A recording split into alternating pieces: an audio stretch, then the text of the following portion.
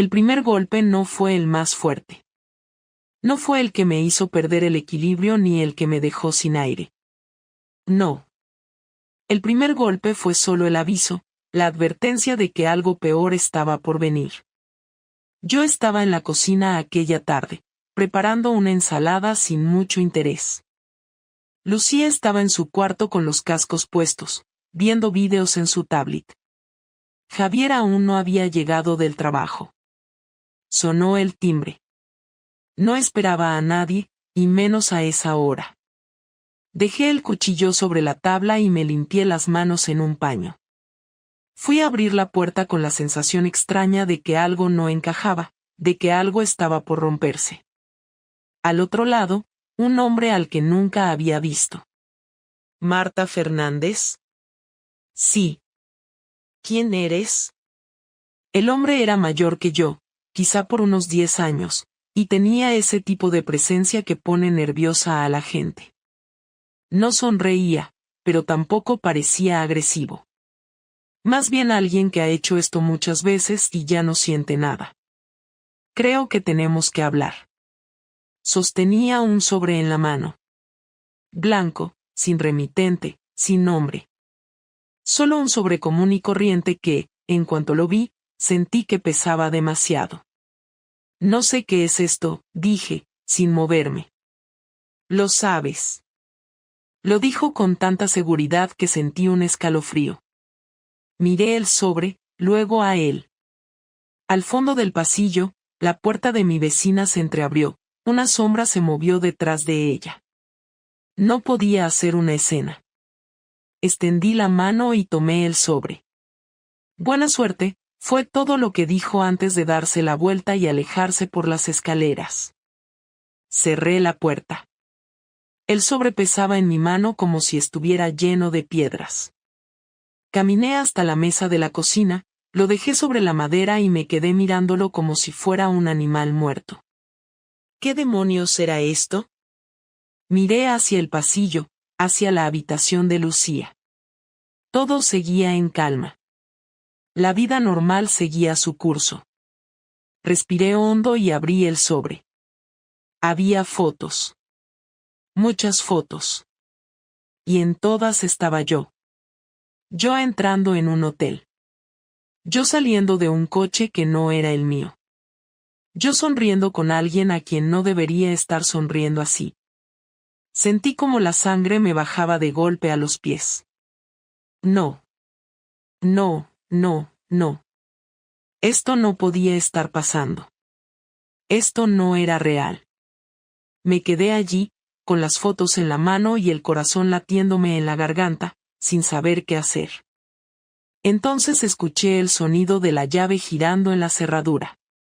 Javier había llegado a casa, la puerta se cerró con el sonido seco de siempre. Javier colgó las llaves en el gancho de la entrada sin apurarse, sin sospechar nada, con esa tranquilidad que siempre había tenido al llegar a casa. Yo seguía sentada en la mesa de la cocina, las fotos en la mano, el sobre abierto frente a mí, incapaz de reaccionar. Mi cuerpo no me respondía, mi cabeza no era capaz de procesar lo que pasaba.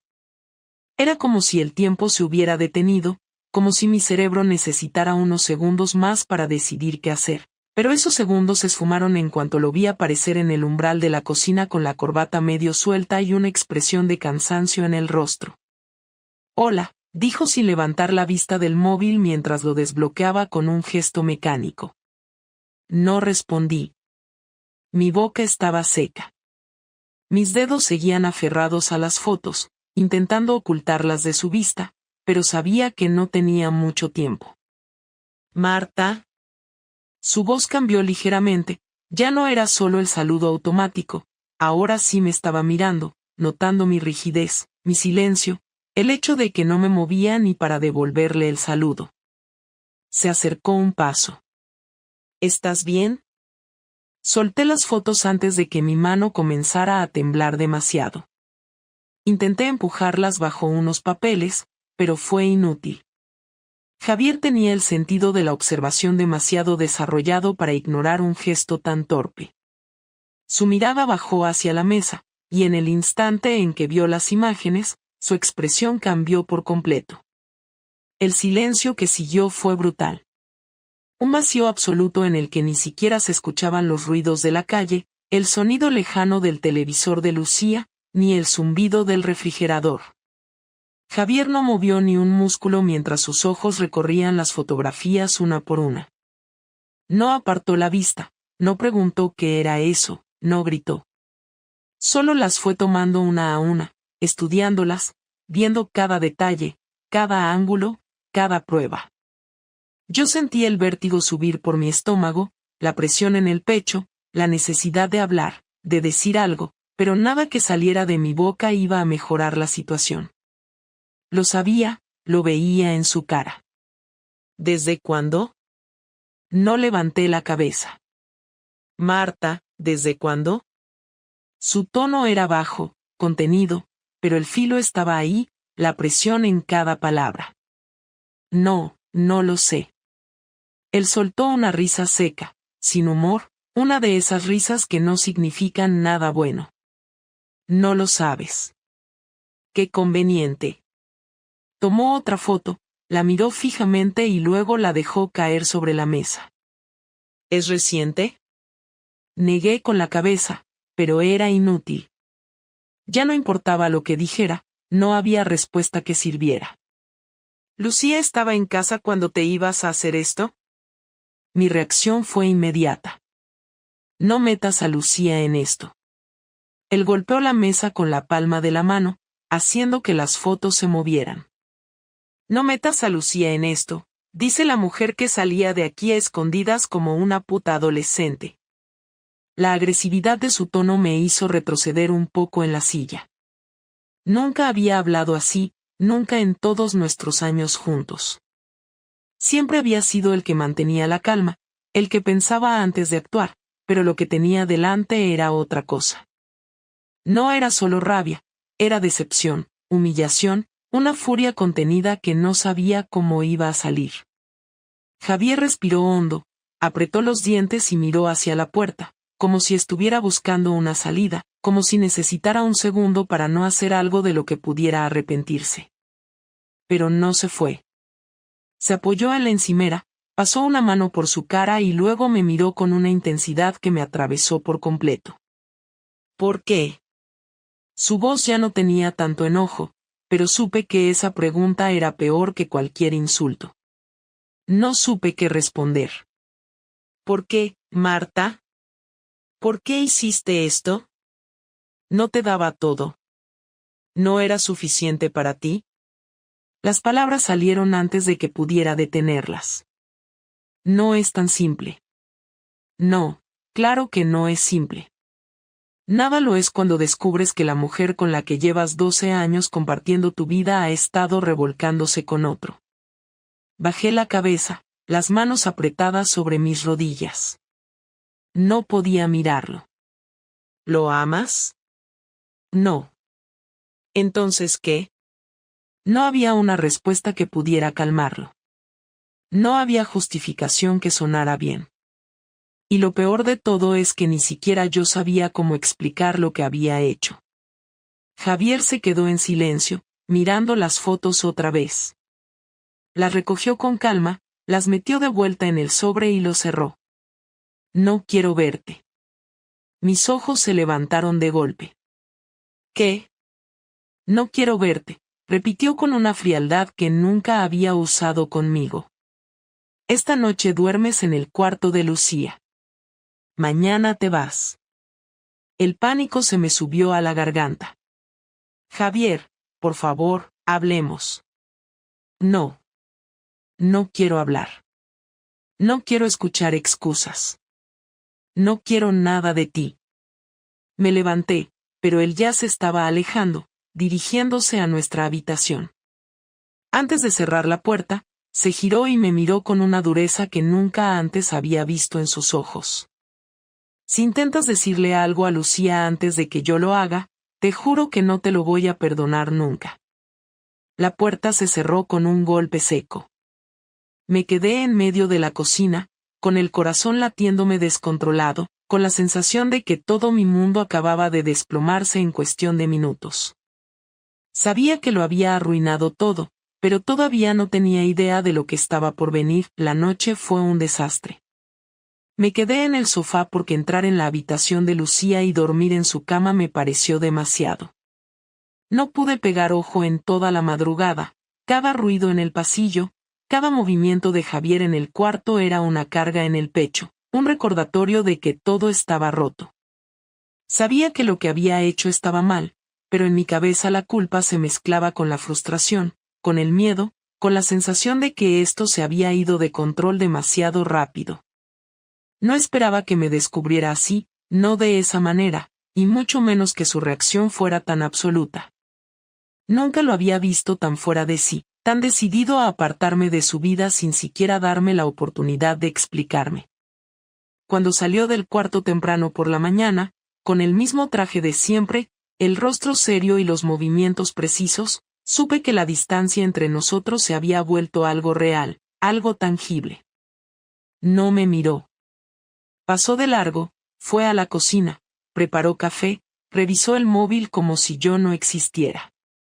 Lucía aún dormía, y por un momento pensé en esperarla para intentar mantener la normalidad, pero sabía que él no me lo permitiría. Su advertencia de la noche anterior había sido clara, y el riesgo de desafiarlo era demasiado grande.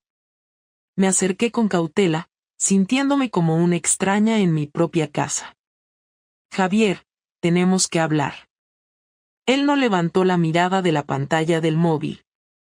No hay nada que hablar. Sí, lo hay. No puedes simplemente decidir todo por tu cuenta y... Puedo y lo haré. La firmeza de sus palabras me dejó sin aire. Javier, por favor. No quiero escucharte. No quiero explicaciones, no quiero justificaciones. No me interesa saber por qué lo hiciste, porque no hay nada que puedas decir que lo haga menos repugnante. Me costó mantener la calma, pero intenté hacerlo. No quiero que Lucía se entere de esto de la peor manera. No te preocupes, Marta, no se enterará porque no voy a permitir que sigas aquí para cuando lo haga. Hoy mismo te vas de esta casa. El impacto de sus palabras fue inmediato. ¿Cómo que hoy? Hoy. No puedes pedirme eso, Javier. No te estoy pidiendo nada, te lo estoy diciendo. Lo miré fijamente, esperando encontrar algún rastro de duda en su expresión, alguna señal de que aún quedaba algo de lo que habíamos sido, pero no había nada. Sus ojos eran fríos, su postura era firme, como si ya lo tuviera todo decidido. No puedes echarme de mi casa. Él sonrió, pero no había humor en su expresión. ¿Tu casa? No me hagas reír. La única razón por la que todavía estás aquí es porque Lucía sigue dormida y no quiero que presencie esto, pero en cuanto ella salga por esa puerta para ir al colegio, tú te vas con ella y no vuelves. Me llevé las manos a la cabeza, intentando pensar en algo, en cualquier cosa que pudiera cambiar la situación, pero él no me daba espacio. No tienes derecho a tomar una decisión así sin que yo tenga la oportunidad de defenderme. ¿Defenderte? ¿De qué? ¿De las fotos? ¿De la evidencia de que me estuviste engañando como una cualquiera? No hay defensa posible, Marta. Fue un error. Su mandíbula se tensó. No, un error es equivocarte en el cambio en el supermercado, un error es llegar tarde a una reunión, un error es olvidar un cumpleaños. Esto no fue un error, fue una decisión. No significó nada. Pues qué mal, porque para mí sí significa. El silencio que siguió fue insoportable. Yo no podía respirar bien, sentía el pánico subiéndome por la garganta. Dame tiempo. No hay tiempo. Déjame quedarme unos días, por Lucía, para que no. No me vengas con Lucía ahora. La única que no pensó en Lucía cuando decidió acostarse con otro fuiste tú. No uses su bienestar como excusa. El dolor en su voz fue lo peor. No la rabia, no la humillación, sino el dolor, porque eso significaba que aún quedaba algo de sentimiento en él, Algo que yo había destruido sin darme cuenta de las consecuencias. Javier. No quiero escucharte decir mi nombre nunca más. Se apartó de la encimera, agarró su maletín y caminó hasta la puerta. Se detuvo un segundo antes de salir y se giró con una última advertencia. Para cuando vuelva esta tarde, no quiero verte aquí. Y con eso, se fue. Me quedé en la cocina, con la cabeza dándome vueltas, con la desesperación creciendo en mi interior. No podía creer que realmente estuviera echándome de casa, que estuviera cerrando la puerta sin darme ninguna oportunidad de arreglarlo. Miré el reloj, supe que tenía poco tiempo antes de que Lucía se despertara. No podía pensar con claridad, no podía asimilarlo del todo. En algún rincón de mi mente, aún creía que esto era una reacción momentánea, que si le daba espacio, si le dejaba calmarse, podríamos encontrar una forma de arreglarlo. Pero algo en la manera en que habló, en la manera en que me miró, me dijo que no. Esto no tenía arreglo. Esto estaba terminado. Y lo peor de todo era que aún no tenía idea de lo que estaba por venir. Lucía no entendió por qué tuve que salir de casa tan de repente. Le dije que había problemas en el trabajo y que estaría unos días en casa de mi hermana. No era la mejor mentira, pero era lo único que se me ocurrió para no hacerle daño. La dejé en el colegio y luego fui a un hotel barato en las afueras. No tenía un plan, no sabía qué hacer, pero sabía que no podía volver a casa.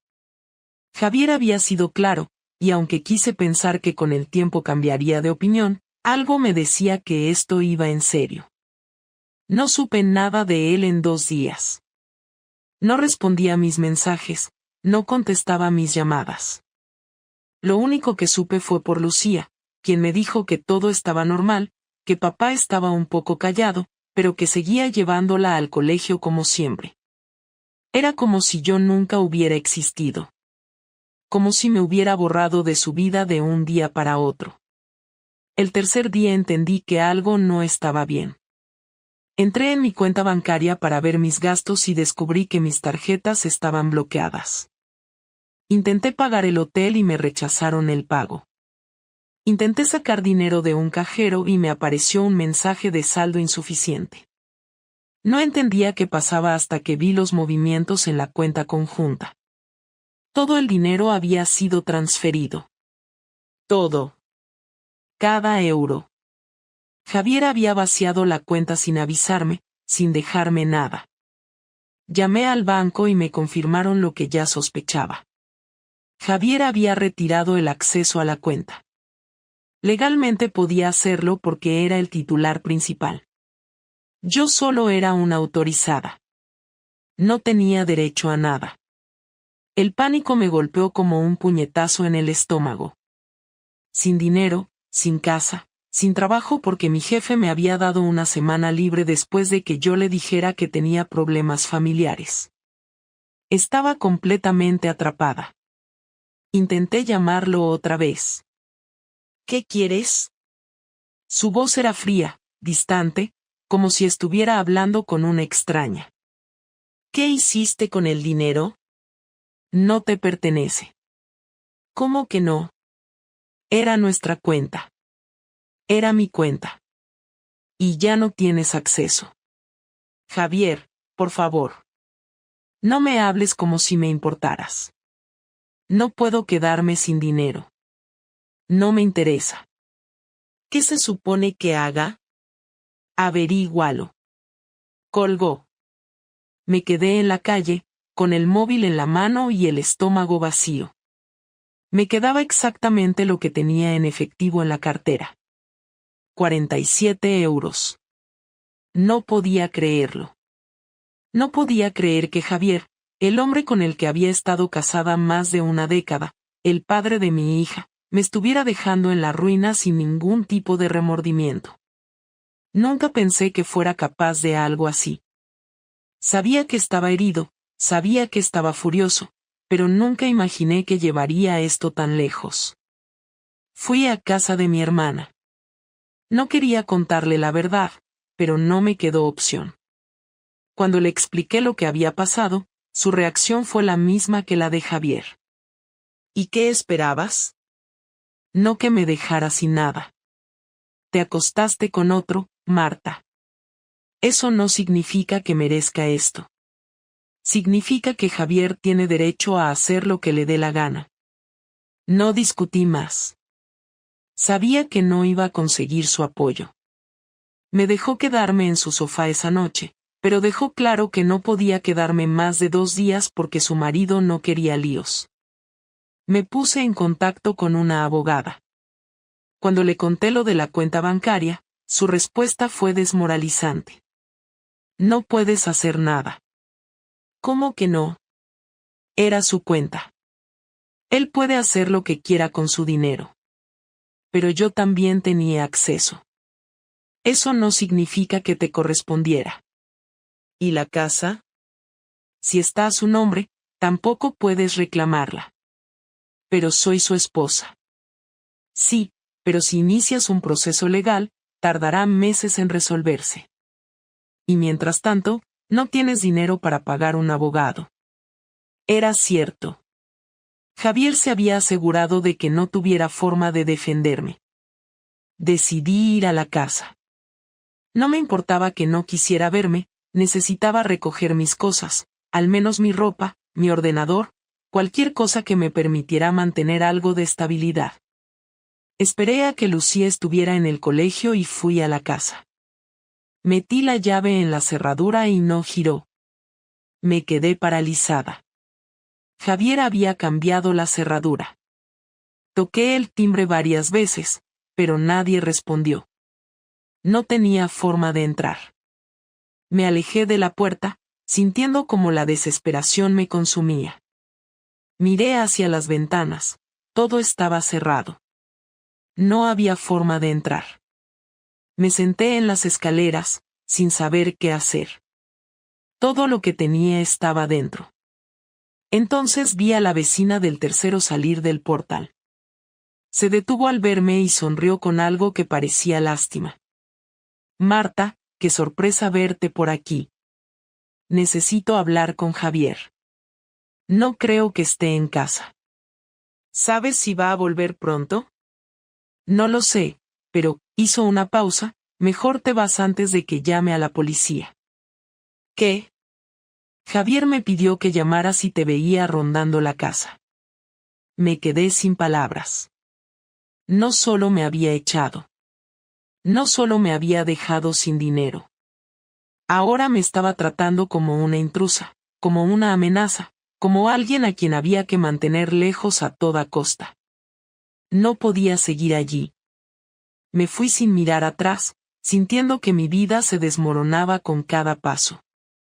Sabía que había cometido un error, sabía que lo había arruinado todo, pero jamás imaginé que Javier sería capaz de destruirme de esta manera. El mensaje llegó a las 11 de la noche, cuando ya había aceptado que mi vida había cambiado de forma irreversible. No esperaba nada de Javier, no después de haberme quitado todo, pero ahí estaba su número en la pantalla de mi móvil con un mensaje tan simple que parecía una trampa. Mañana a las 10 en el bar de siempre. No dijo más, no explicó qué quería, no dejó margen para preguntas. Supe que tenía que ir, aunque no tenía claro que podía salir de ahí. Llegué al bar con 15 minutos de adelanto. Me senté en una mesa cerca de la ventana y pedí un café solo porque necesitaba hacer algo con las manos mientras esperaba.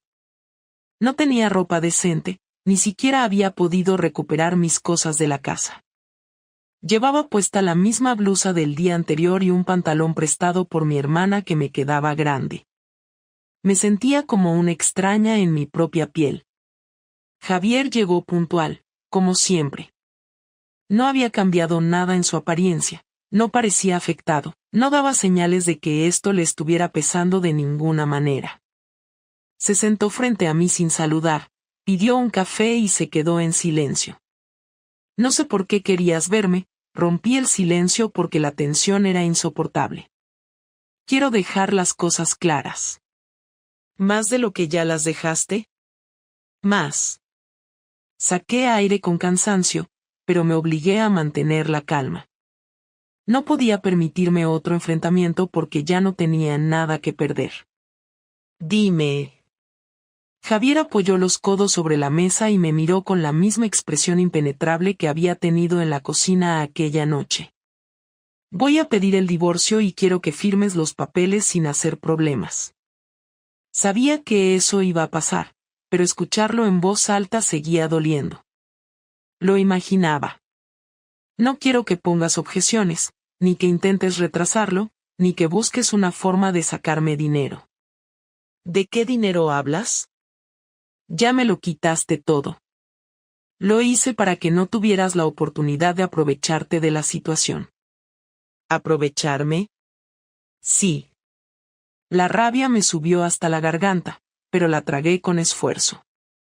¿Sabes qué es lo peor de todo esto? ¿Que realmente crees que yo hubiera hecho algo así? Lo peor de todo esto es que creí que eras alguien que no eras.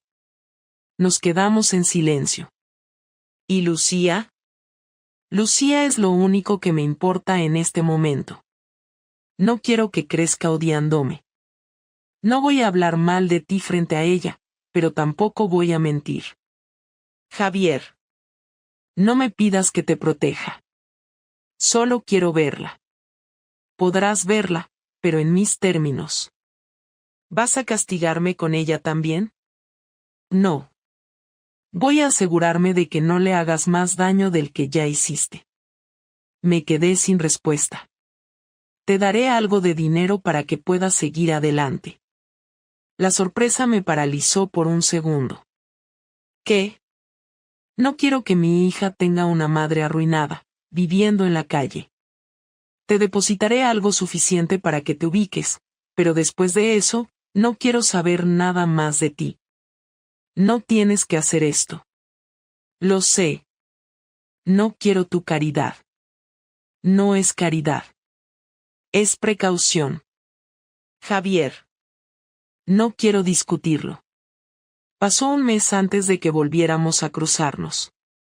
Fui a recoger a Lucía a su colegio.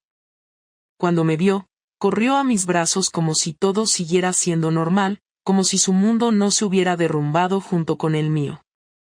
Pero cuando levanté la vista, ahí estaba Javier, de pie a unos metros, mirándonos con la misma expresión de siempre. No se acercó, no saludó, no dijo nada. Solo se quedó ahí, observando, asegurándose de que todo estuviera bajo control. Y en ese momento lo entendí.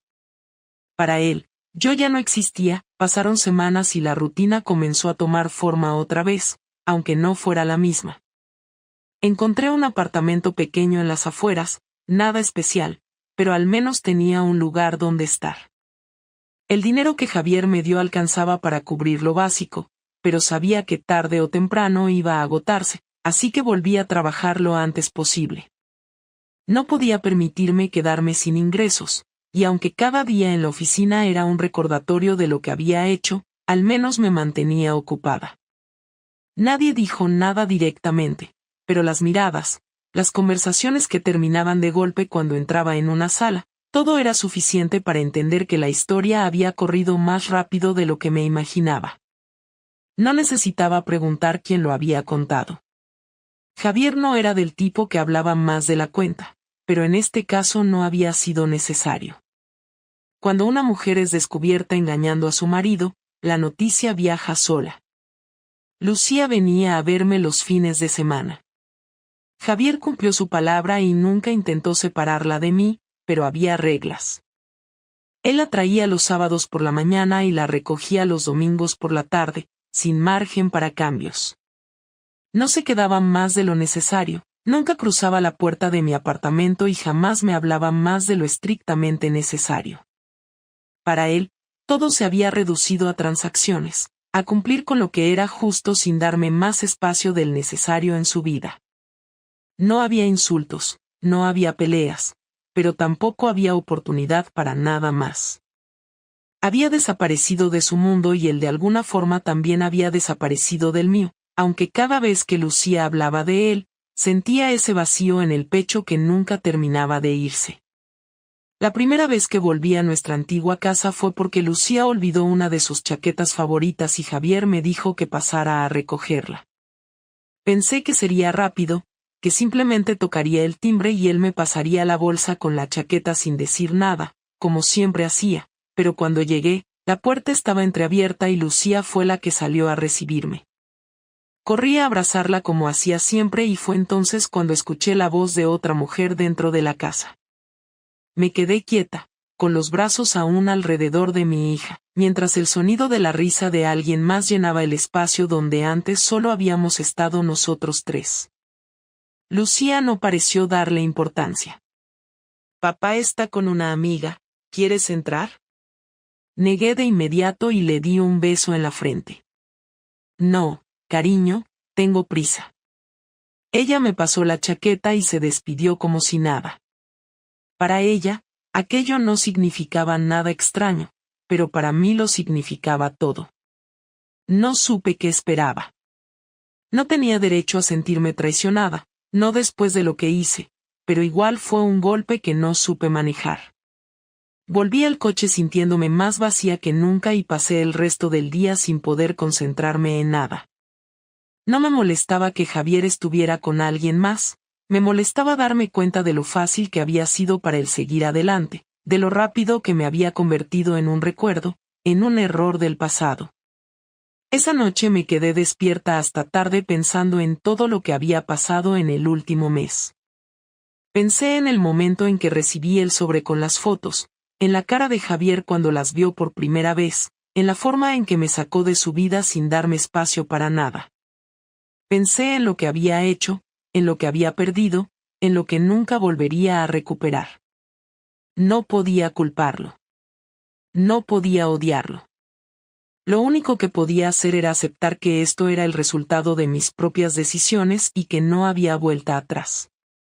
A la mañana siguiente, cuando Lucía me llamó para contarme sobre su semana, me di cuenta de que lo único que realmente importaba era ella.